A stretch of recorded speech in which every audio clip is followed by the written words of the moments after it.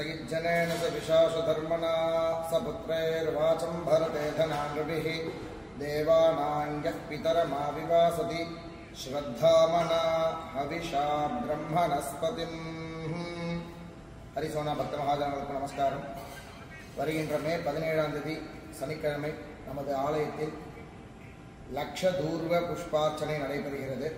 அனைவரும் வந்து இதில் இந்த வைபவத்தில் கலந்துக்குமாறு கேட்டுக்கொள்கிறோம்.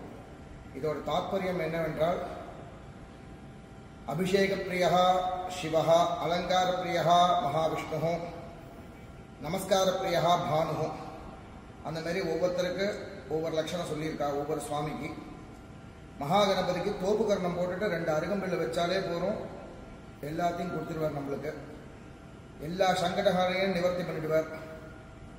ஏன்னா முத்தல புராணத்திலையும் கணேச சரித்திரத்திலையும் கணபதியை பற்றி அப்படி இருக்கு. தசரதர் சங்கட சதுர்த்தி அனுஷ்டிச்சு ராமர் பிறந்தார்னு சில கதைகள் உண்டு.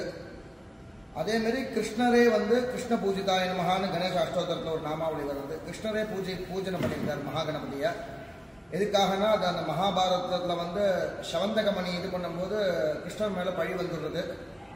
நீ திருட வெண்ணையெல்லாம் திருடி சாப்பிட்றதுனால நீ தான் எடுத்திருப்பேன்ற மாதிரி எல்லாரும் இது பண்ணிடுறா. அந்த ஒரு க்ஷணம் வந்து கிருஷ்ணர் வந்து 4ஆம் பிறையை பார்த்துடுறார்.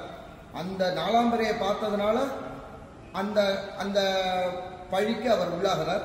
அது நிவர்த்தி ஆகிறதுக்காக கணபதியை கிருஷ்ணர் பூஜை பண்ணியிருக்கான்ற ஒரு சரித்திரம் இருக்கு, கதைக்குள்ள கதை. அதனால இந்த 17ஆம் தேதி வந்து எல்லாரும் வந்து இந்த லக்ஷதூர்வார்ச்சனை பூஜையில் வந்து கலந்துக்கணுமாறு கேட்டுக்கொள்கிறேன். நமஸ்காரம்.